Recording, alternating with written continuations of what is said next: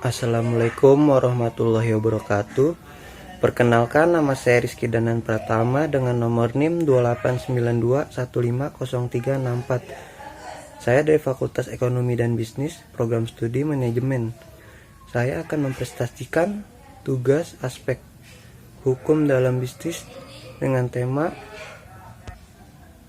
perikatan dan perjanjian. Perikatan dan perjanjian.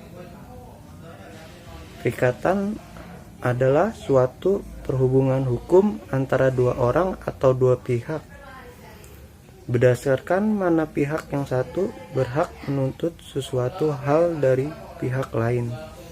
Dari pihak yang lain berkewajiban untuk memenuhi tuntutan itu. Kalau perjanjian adalah suatu peristiwa di mana seseorang berjanji kepada seorang lain, atau di mana dua orang itu saling berjanji untuk melaksanakan sesuatu hal. Sumber perikatan. Perikatan yang bersumber dari perjanjian terdiri dari perjanjian bernama, misal jual beli, sewa menyewa, tukar menukar. Perjanjian tidak bernama, misal leasing. Perikatan yang bersumber dari UU terdiri dari UU saja, misal dalam hubungan keluarga, UU dan perbuatan manusia, misal perbuatan yang halal atau perbuatan menurut hukum. Naturalistic verbin tenis. Dalam pasal 1359 ayat 2 BW terdapat perikatan naturalistic verbin tenis, yaitu suatu perikatan yang berada di tengah-tengah antara perikatan moral atau kepatutan dan suatu perikatan hukum. Perikatan hukum yang tidak sempurna. Contoh naturalized verbin tenis: 1. Hutang-hutang yang sering terjadi karena perjudian. 2. Pembayaran bunga dalam hal pinjaman yang tidak semata-mata diperjanjikan. 3. Sisa hutang seorang pilot setelah dilakukan pembayaran menurut perdamaian. Jenis-jenis perikatan. 1. Perikatan bersyarat. Perikatan bersyarat dikatakan perikatan apabila digantungkan pada suatu peristiwa yang masih akan datang dan masih belum tentu terjadi. Misalnya, Budi akan menyewakan rumahnya kalau ia dipindahkan ke luar negeri. 2. Perikatan dengan ketetapan waktu. Pada perikatan ini, yang menentukan adalah lama waktu berlakunya suatu perjanjian. Misalnya, rumah ini saya sewa per 1 Januari 2020 sampai tanggal 31 Desember 2020. 3.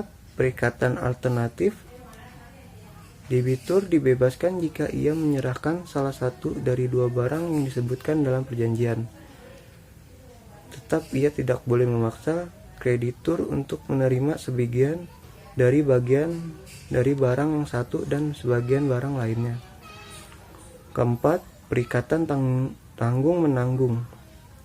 Pada perikatan ini terdapat beberapa kreditur yang mempunyai hutang pada satu kreditur.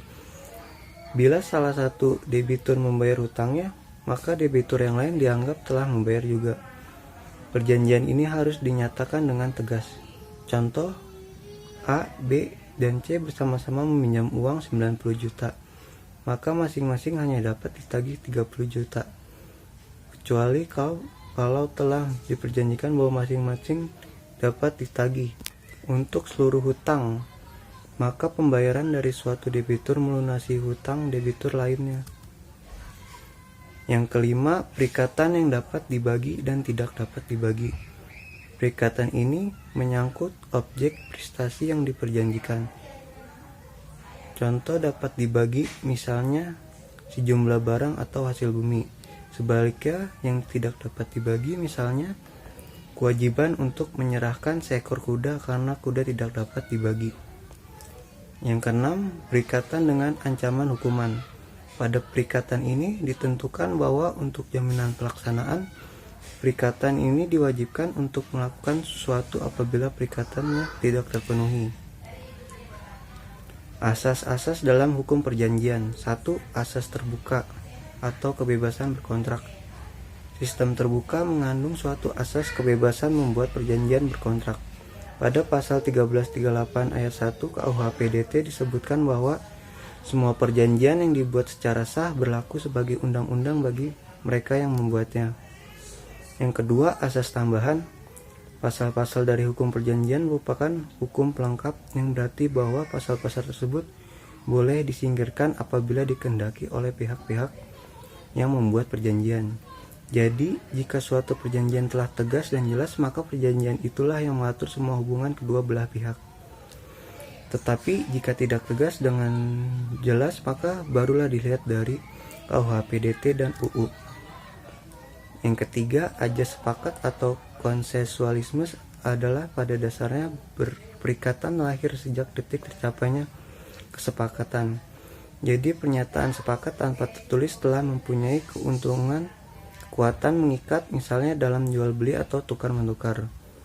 Tetapi ada kalanya undang-undang menetapkan bahwa untuk sahnya suatu perjanjian diharuskan perjanjian itu diadakan secara tertulis atau dengan akta notaris. Namun demikian, perikatan dibatasi atau tidak boleh bertentangan dengan undang-undang kesusilaan kepentingan umum.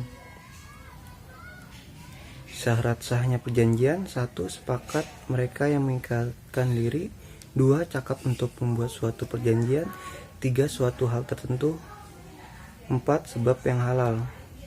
Syarat 1 dan 2 dinamakan syarat subjektif. Apabila syarat subjektif tidak terpenuhi, maka salah satu pihak mempunyai hak untuk meminta supaya perjanjian itu dibatalkan. Sedangkan syarat 3 dan 4 dinamakan syarat objektif.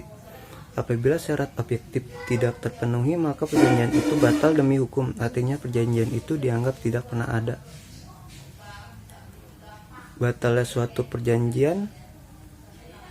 1. Paksaan. 2. Kekhilafan. 3. Penipuan. Paksaan yang dimaksud adalah paksaan rohani atau paksaan jiwa, bukan paksaan badan, misalnya dengan diancam atau ditakut-takutin. Kalau untuk keikhlafan atau kekeliruan terjadi apabila salah satu pihak khilaf tentang hal-hal pokok dari apa yang diperjanjikan. Misalnya seseorang yang membeli lukisan yang dikiranya karya Basuki Abdul tapi ternyata hanya tiruannya saja. Ketiga, penipuan terjadi apabila salah satu pihak dengan sengaja memberikan keterangan-keterangan yang palsu atau tidak benar, disertai dengan tipu muslihat untuk membujuk pihak lawannya agar setuju dengan perjanjian tersebut. Itu saja dari saya, kurang lebihnya mohon maaf. Wassalamualaikum warahmatullahi wabarakatuh.